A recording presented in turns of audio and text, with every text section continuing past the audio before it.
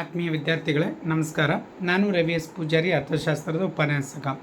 ಸ್ನೇಹಿತರೆ, ಇವತ್ತು ಮಾದರಿ ಪ್ರಶ್ನೆ ಪತ್ರಿಕೆ 2 ಹೌದಾ. ಸೊ PUC ದ್ವಿತೀಯ ವಿದ್ಯಾರ್ಥಿಗಳಿಗಾಗಿರುವಂಥ ಮಾದರಿ ಪ್ರಶ್ನೆ ಪತ್ರಿಕೆ 2024-25ನೇ ಸಾಲಿನ 2ನೇ ಮಾದರಿ ಪ್ರಶ್ನೆ ಪತ್ರಿಕೆಯನ್ನು ಇವತ್ತು ಚರ್ಚೆ ಮಾಡ್ತಾಯಿದ್ದೀನಿ ಸ್ನೇಹಿತರೆ. ತುಂಬ ಜನರೆಲ್ಲ ನೀವು ಕೇಳಿದ್ರಿ, ಸರ್ 2ನೇ ಕ್ವಶನ್ ಪೇಪರ್ನಲ್ಲಿ ಸೊ ನಿಮಗೆ ಅಂದರೆ ಯಾವುದು ಭಾಗ ಈನಲ್ಲಿ ಹೌದಾ ಸಾಕಷ್ಟು ನಿಮ್ಮ ಪ್ರಶ್ನೆ ಇರೋದು. ಸೊ ಈ ಭಾಗದ ಮೇಲೆ ಕೇಳಿದ್ದೀರಿ. ಸೊ ಖಂಡಿತವಾಗ್ಲೂ ನೆಕ್ಸ್ಟ್ ವಿಡಿಯೋ ಅದರಲ್ಲಿ ಕೊಡ್ತೀನಿ. ಈಗ ಈ ಒಂದು ಇದರಲ್ಲಿ ಏನು ಮಾಡ್ತಾ ಇದ್ದೀನಿ ಅಂತಂದರೆ, ಮೊದಲಿನ ಒಂದು ಭಾಗವನ್ನು ತೊಗೊಂಡಿದ್ದೀನಿ ಎ ಪಾಠ ಹೌದಾ. ಸೊ ಇದಾದ ನಂತರ ನೆಕ್ಸ್ಟ್ ಏನು ಮಾಡ್ತೀನಿ, ಡೈರೆಕ್ಟ್ ನಿಮ್ಗೆ ಈ ಪಾಠ ನ್ಯೂಮರಿಕಲ್ ಡೇಟಾನೆಲ್ಲ ಸಾಕಷ್ಟು ಚೇಂಜಸ್ ಆಗಿದೆಯಲ್ಲ ಅದು ಕೊಡ್ತೀನಿ ಸ್ನೇಹಿತರೆ.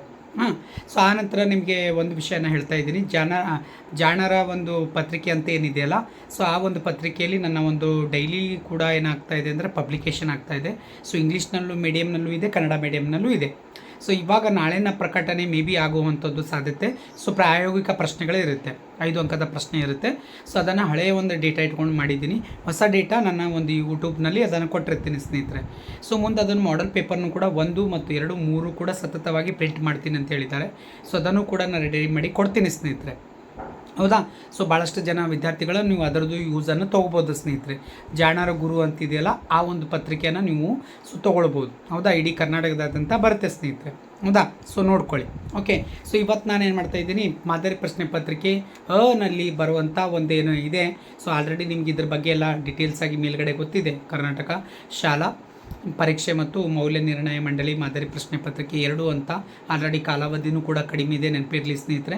ಕಾಲಾವಧಿ ಈ 3 ಗಂಟೆಯನ್ನು ಸೀಮಿತ ಮಾಡಿದ್ದಾರೆ. ಅದರಲ್ಲಿ 15 ನಿಮಿಷ ನಿಮ್ಗೆ ಕ್ವಶನ್ ಪೇಪರನ್ನು ಓದೋಕ್ಕಿರುತ್ತೆ, ನೆನಪಿರಲಿ ಸ್ನೇಹಿತರೆ ಹೌದಾ.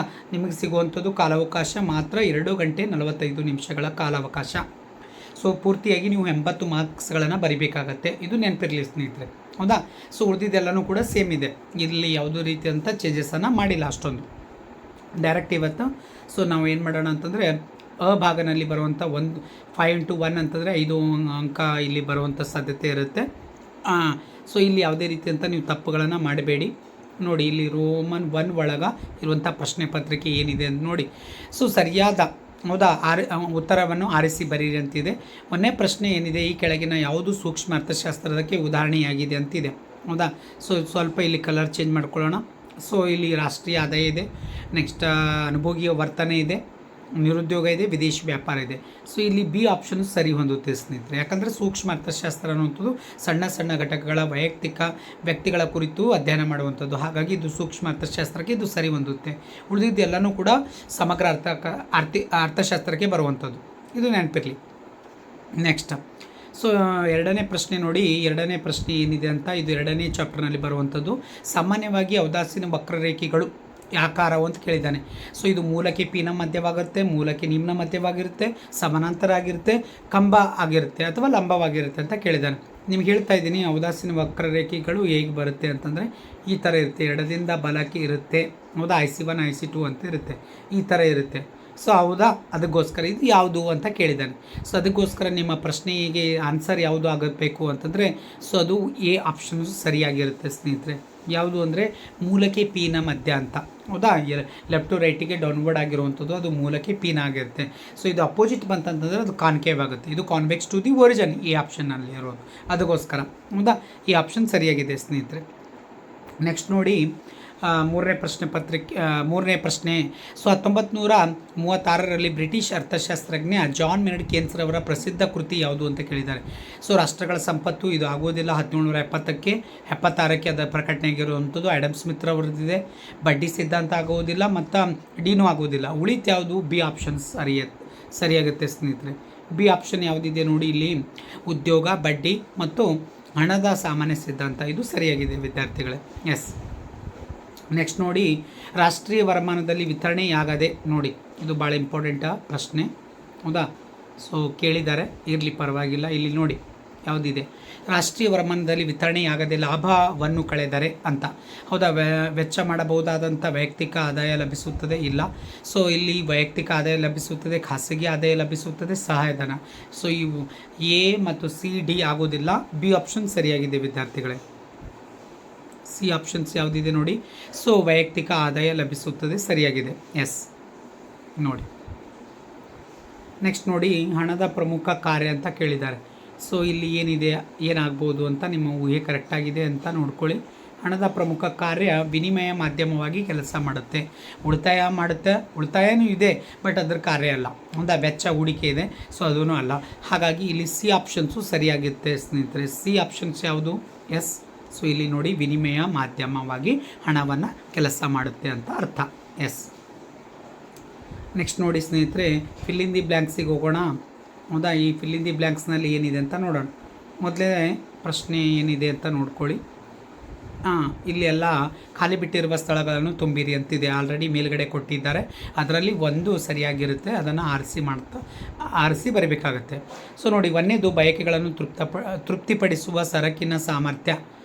ಸರಕಿನ ಸಾಮರ್ಥ್ಯ ಅದು ತುಷ್ಟಿಗುಣಕ್ಕಿದೆ, ಹಾಗಾಗಿ ತುಷ್ಟಿಗುಣ ಸರಿಯಾಗಿರುತ್ತೆ, ನೆನಪಿರಲಿ. ನೆಕ್ಸ್ಟ್ ಡ್ಯಾಡ್ಯಾಶ್ ತೆರಿಗೆಯು ಸರ್ಕಾರವು, ಹೌದಾ. ಸೊ ಉತ್ಪನ್ನದ ಪ್ರತಿ ಘಟಕದ ಮಾರಾಟದ ಮೇಲೆ ವಿಧಿಸಲಾಗುವ ತೆರಿಗೆ ಯಾವುದಾಗಿದೆ ಅಂತ. ಹೌದಾ, ಅದು ಘಟಕದ ತೆರಿಗೆ. ಘಟಕ ತೆರಿಗೆ ಎಲ್ಲಿದೆ? ಇಲ್ಲಿದೆ. ಹೌದಾ. ನೆಕ್ಸ್ಟ್ ನೋಡಿ, ಪರಿಪೂರ್ಣ ಪೈಪೋಟಿ ಮಾರುಕಟ್ಟೆಯಲ್ಲಿ ಡ್ಯಾಡ್ಯಾಶ್ ಕಾರ್ಯಾಚರಣೆಯಲ್ಲಿರುತ್ತದೆ ಎಂದು ಊಹಿಸಲಾಗಿದೆ. ಇದು ಆಡಮ್ ಸ್ಮಿತ್ ರವರ ಪ್ರಕಾರ ಇದೆ. ಕಾಣದ ಕೈ ಸರಿಯಾಗಿದೆ. ನೆಕ್ಸ್ಟ್ ನೋಡಿ, ಸೊ ಒಂದು ಉದ್ಯಮ ಘಟಕವು, ನೆನಪಿಟ್ಕೊಳ್ಳಿ, ಮಾಡಿದ ನಿವ್ವಳ ಕೊಡುಗೆಯನ್ನು ಅದರ ಡ್ಯಾಶ್ ಎನ್ನುತ್ತೇವೆ. ಹೌದಾ. ಸೊ ನಿವ್ವಳ ಕೊಡುಗೆ ಅಂತಂದರೆ ಯಾವುದಾಗುತ್ತೆ ಇಲ್ಲಿ? ಸೊ ಮೌಲ್ಯವರ್ಧನೆ ಆಗುತ್ತೆ ಸ್ನೇಹಿತರೆ. ಹೌದಾ, ಮೌಲ್ಯವರ್ಧನೆ ಎಲ್ಲಿದೆ ನೋಡಿ? ಇಲ್ಲಿದೆ. ಎಸ್. ನೆಕ್ಸ್ಟ್ ಆಯ್ ಬಾರ್ ಅಂತಿದೆ. ಹೌದಾ. ಸೊ ಇದು ಧನಾತ್ಮಕ ಸ್ಥಿರಾಂಕವಾಗಿದ್ದು ಡ್ಯಾಡ್ಯಾಶ್ ಹೂಡಿಕೆಯನ್ನು ಪ್ರತಿನಿಧಿಸುತ್ತದೆ. ಸ್ವಾಯತ್ತತ ಅಂತ ಬರಿಬೇಕು ಸ್ನೇಹಿತರೆ. ಸ್ವಾಯತ್ತತ ರೈಟ್ ಆಗಿದೆ. ಹೌದಾ. ಎಸ್. ಸೊ ನೆಕ್ಸ್ಟ್ ಹೊಂದಿಸಿ ಬರೆಯಿರಿ ನೋಡಿ. ಹೌದಾ, ಇಲ್ಲಿ ಮ್ಯಾಚ್ ಮಾಡಬೇಕು. ಔದಾಸೀನ ನಕ್ಷೆ ಅಂತಿದೆ, ಹಾಗಾಗಿ ಔದಾಸೀನ ನಕ್ಷೆಗೆ ಔದಾಸೀನ ವಕ್ರರೇಖೆಗಳ ಗುಂಪು ಅಂತ ಅಥವಾ ಕುಟುಂಬ ಅಂತ ಕರಿತಾ ಇದ್ದೀವಿ. ಇನ್ನು ನೋಡಿ, IC1 IC2 ಅಂತ ಇರುತ್ತೆ. ಇದು ಹೌದಾ, ಎಲ್ಲ ಸೇರಿಸ್ರೆ ಅದು ಔದಾಸೀನ ನಕ್ಷೆ ಅಂತ ಆಗುತ್ತೆ. ಇದ್ರ ಮೇಲೆ 4 ಅಂಕದ ಪ್ರಶ್ನೆ ಇದೆ. ಹೌದಾ. ಎಸ್. ನೆಕ್ಸ್ಟ್ ನೋಡಿ, SMC. So delta TC divided by delta Q ಸರಿಯಾಗಿದೆ. ಶ್ರಮಕ್ಕೆ ಏನು ಕೊಡ್ತೀರಿ? ಕೂಲಿ. ಎಸ್ ಸರಿಯಾಗಿದೆ. M3 M4 ಏನಾಗಿದೆ ನೋಡ್ರಿ? ವಿಶಾಲ ಹಣ ಅಂತಿದೆ. ಹೌದಾ, ವಿಶಾಲ ಹಣ ನೆನಪಿಟ್ಟಿರಲಿ. ಹೌದಾ. ನೆಕ್ಸ್ಟ್ ವ್ಯಾಪಾರ ಬಾಕಿ ಅಂತಿದೆ. ಈ ವ್ಯಾಪಾರ ಬಾಕಿಗೆ ಸರಕುಗಳ ವ್ಯಾಪಾರ ಅಂತಿದೆ. ಹೌದಾ, ಸರಕುಗಳ ವ್ಯಾಪಾರ, ಇದು ಅದಕ್ಕೆ ಕರೆಕ್ಟ್ ಆಗುತ್ತೆ ಸ್ನೇಹಿತರೆ. ಎಸ್. ನೆಕ್ಸ್ಟ್ ಸೊ ಡೈರೆಕ್ಟ್ 1 ಅಂಕದ ಪ್ರಶ್ನೆ ನೋಡಿ. ಸೊ ಇಲ್ಲಿ ಡೈರೆಕ್ಟ್ ನಿಮಗೆ ಉತ್ತರ ಬರ್ತೀನಿ. ಹೌದಾ. ಸೊ ಎಲ್ಲ ಆಲ್ರೆಡಿ ಹೇಳಿದ್ದೀನಿ ನಿಮ್ಗೆ, ಈ ಪಾರ್ಟ್ ಆಮೇಲೆ ಕೊಡ್ತೀನಿ ಅಂತ ಹೇಳಿದ್ದೀನಿ. ಹೌದಾ, ಮುಂದಿನ ವೀಡಿಯೋನಲ್ಲಿ ಅದನ್ನು ಅಪ್ಲೋಡ್ ಮಾಡುತ್ತೀನಿ. ಹೌದಾ, ನೋಡಿ ಸ್ನೇಹಿತರೆ. ಸೊ ಇಲ್ಲಿ ಚೂಸ್ ದಿ ಕರೆಕ್ಟ್ ಆನ್ಸರ್ 5 ಇದ್ದಾವೆ. Next fill in the blanks, match the following ಇದ್ದಾವೆ. So next direct 1 word. ಹೌದಾ, ಒಟ್ಟು ಸ್ಥಿರ ವೆಚ್ಚ ಅಂತಿದೆ. ಹೌದಾ, ಹಾಗಂದ್ರೆ ಏನು ಅಂತ ನೋಡಿ. ಸೊ ಅಲ್ಪಾವಧಿಯಲ್ಲಿ ಸ್ಥಿರ ಉತ್ಪಾದನೆಗಳ ಮೇಲೆ, ಹೌದಾ, ಮಾಡಲಾದ ವೆಚ್ಚಗಳನ್ನು ಒಟ್ಟು ಸ್ಥಿರ ವೆಚ್ಚ ಅನ್ನುತ್ತೇವೆ. ಇದು ಚಾಪ್ಟರ್ ನಂಬರ್ 3ನಲ್ಲಿ ಬಂದಿರುವಂಥದ್ದು.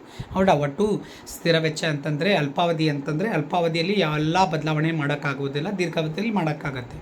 ಅದಕ್ಕೋಸ್ಕರ ಸೊ ಸ್ಥಿರ ಉತ್ಪನ್ನಾಂಗಗಳ ಮೇಲೆ ವೆಚ್ಚ ಮಾಡಲಾಗುವಂಥ ವೆಚ್ಚಗಳನ್ನೇ ಒಟ್ಟು ಸ್ಥಿರ ವೆಚ್ಚ ಅಂತ ಕರಿತೀವಿ. ಓಕೆ.